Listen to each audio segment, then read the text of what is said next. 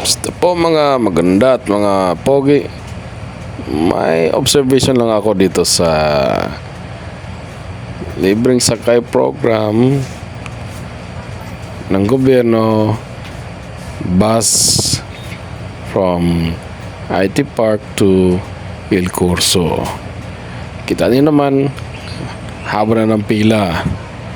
This is around 5:35. No? So, kanina papunta ko dito, may nakita na akong bus umalis. Ngayon kami naghihintay. No, pagmasdan ko lang ha. Ang tagal dumating ng sunod na bus. Ang dami namang bus. Makita nyo mamaya, papakita ko sa ilan ang magsasabay na babiyahe papuntang IT Park. Ba't kailangan pang magbiyahe galing that side of Il Corso? Ba't di yung ilan maghintay na lang dito sa IT Park para naman sabihin natin mga every 10 minutes may aalis para hindi dumami yung nakapila na maghintay ng ng bus. Kasi sayang din magsasabay sila lahat. Ilan lang sasakay. Ilan lang ang bus na masasakyan. Tapos yung iba walang pasahero. Pero naghintay na yung mga tao.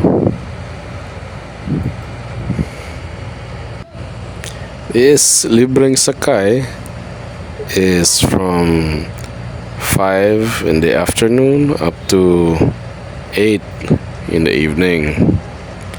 And karamihan ng mga tao naman pauwi na by that time.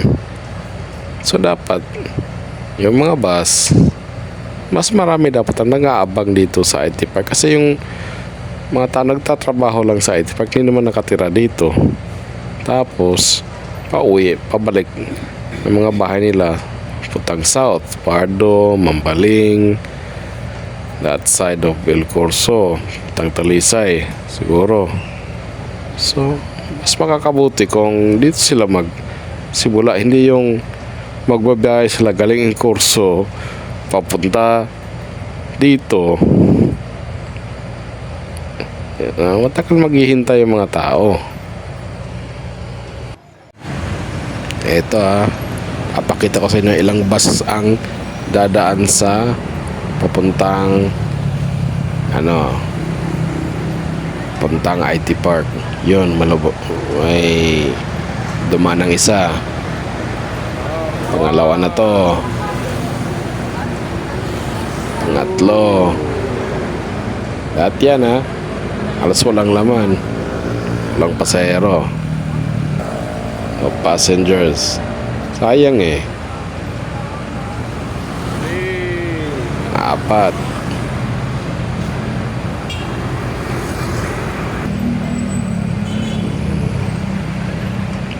Pero the whole time yun, apat pa lang yun apat na pala yun. The whole time, apat na papuntang IT Park o pang-5.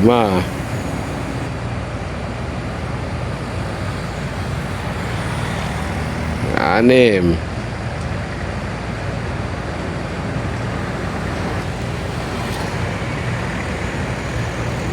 Ngayon, oras na 6:15 na.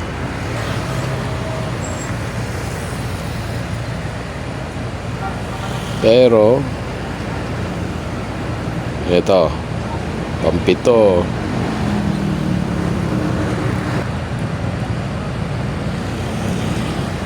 Ito siguro yung pang-8 na yun. Natin 8. Ilan pa dun, sabay-sabay pa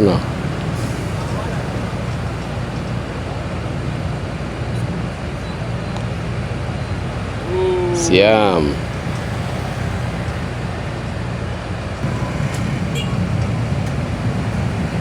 Ito pang-10.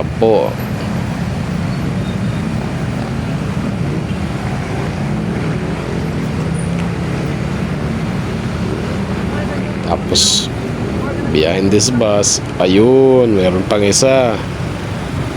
So, 11 lahat. 11 sila lahat papuntang IT Park.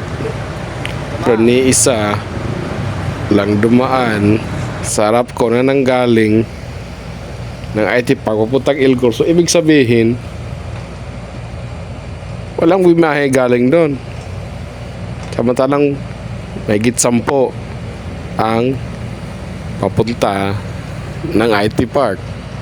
Kung saan marami naghihintay. Kita nyo naman, mga bus, mahigit 10, halos walang pasahero. Di ko maintindihan bakit sabay-sabay, bakit walang pasahero, at dun sa IT Park wala naghihintay. So sana matugunan ito, sana baguhin ang sistema para naman talagang mapakinabangan ng tao itong libreng sakay program.